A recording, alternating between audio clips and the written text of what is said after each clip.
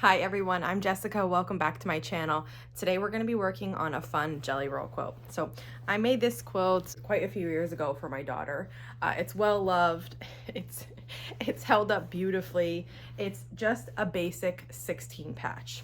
I really like 16 patches. I don't know, for some reason I'm drawn to them. They're super basic, but they're really fun to make. And I have a jelly roll here that I bought quite a while ago. This is an old one, Enchanted by Gingerbread. So you won't find this anymore, but there are plenty of jelly roll options out there for you. Using this one jelly roll, I can make 3 baby quilts, just like this one, or I can make a larger throw size quilt. Now, why would you want to make 3 baby quilts that are exactly the same? It's a really great option if you donate quilts. In my quilt guild, we do service projects. We make and give lots of different things. So sometimes it's baby quilts to NICUs, sometimes it's quilts to veterans. We also make quilts for some local shelters in the area. We also do placemats and a variety of other things. But if you have a jelly roll and a few yards of fabric, you can make 3 really nice baby quilts.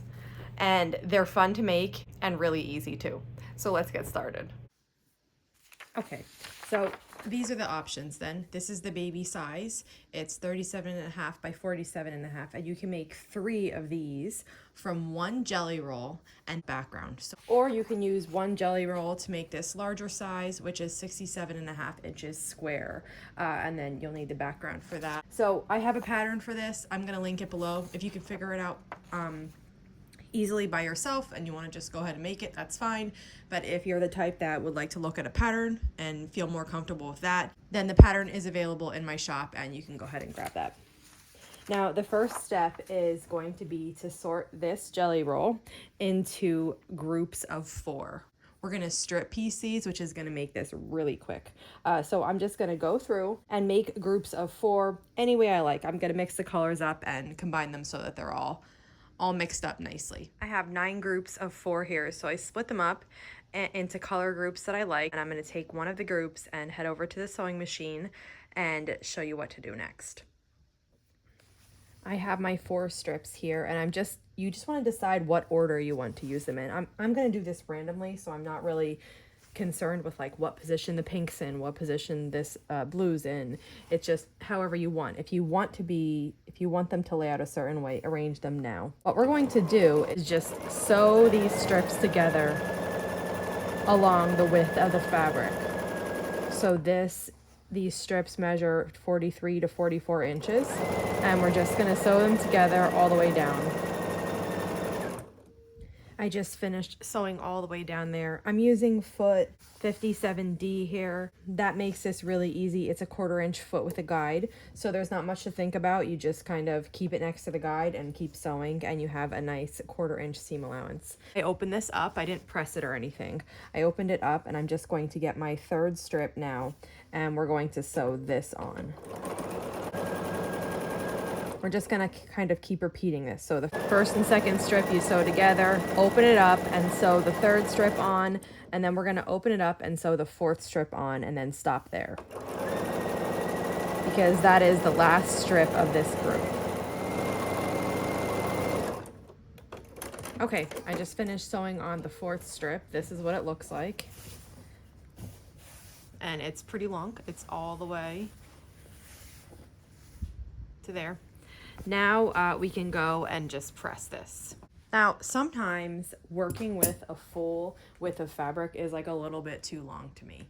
And sometimes you can't help it because the pattern needs a certain amount. But for this pattern, we can go ahead, can you see this fold here? I know this is the middle of the jelly roll strip. We can go ahead and cut them in half.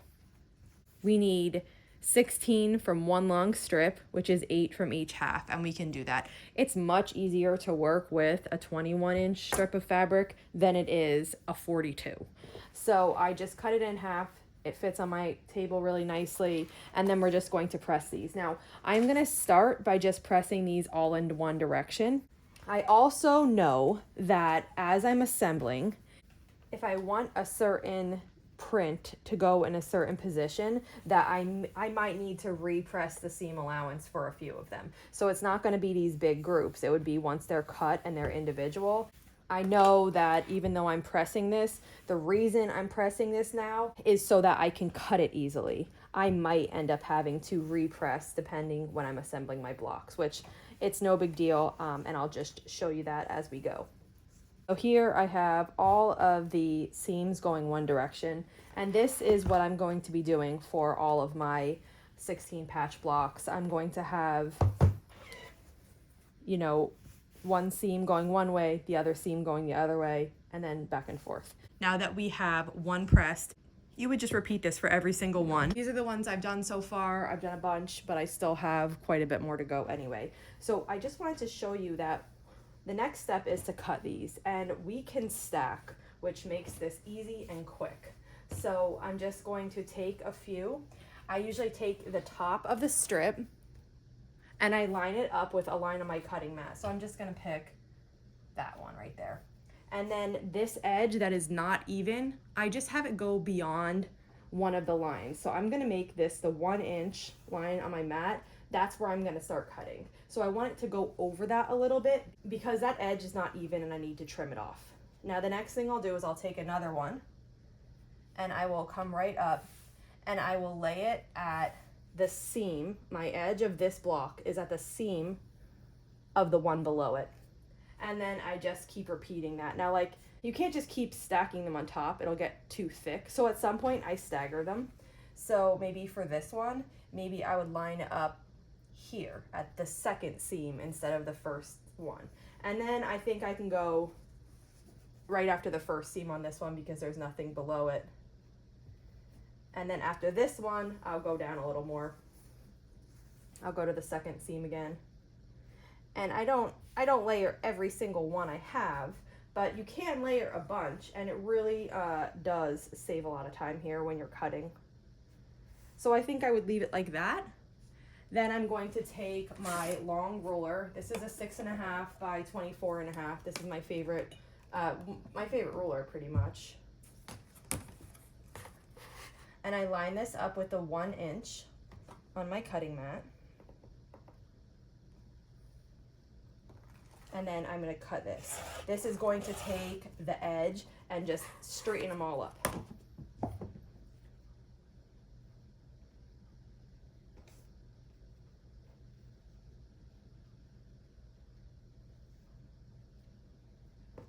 Now I have a nice straight edge there, and I can start cutting at my intervals. So I'm cutting these at 2.5 inch intervals.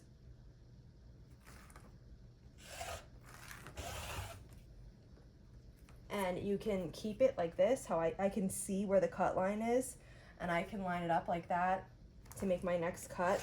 Or if it's difficult for you to see that cut line, you can just pull these out of the way a little and then line up on the edge and continue cutting. And now you need to get 8 2.5 inch pieces off of every half of a strip. So 16 off of a full width of fabric, a full jelly roll strip, but 8 off of half of a strip.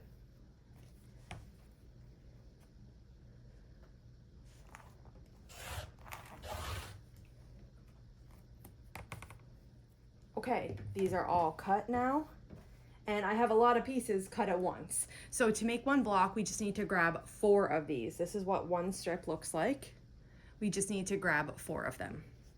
Okay, I have my 4 strips here. And then if you just, when you're picking them, ideally, you're kind of looking at them and making sure the colors are roughly the way you want. You don't have to look at all. You could make it totally random if you wanted. It will still look great.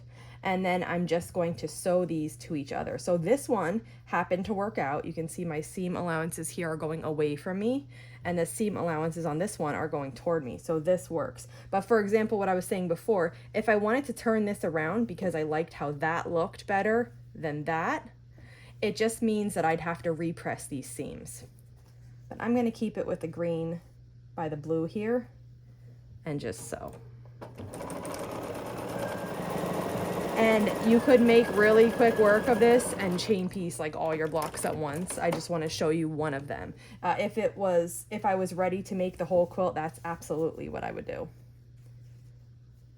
And now look what I did here. I pressed them in different directions. I guess I wasn't paying attention on that one. So my top one works. I'll keep that.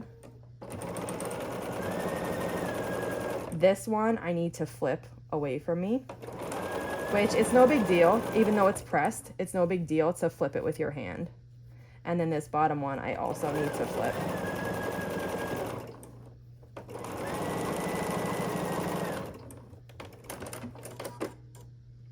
And let's see what this one is. So these are all going away from me, and these are all going toward me, so that works too. So you can see that this isn't laying quite right because it's flipped, but as soon as I put the seam in the direction it should be on both sides, it lays nice. So you'll see this one, and then this one I need to make sure is going away from me. It was previously pressed in the wrong direction. So I'm just gonna fix that with my fingers here, and then later I'll press it again. I will wait until it's in the quilt top before I press this.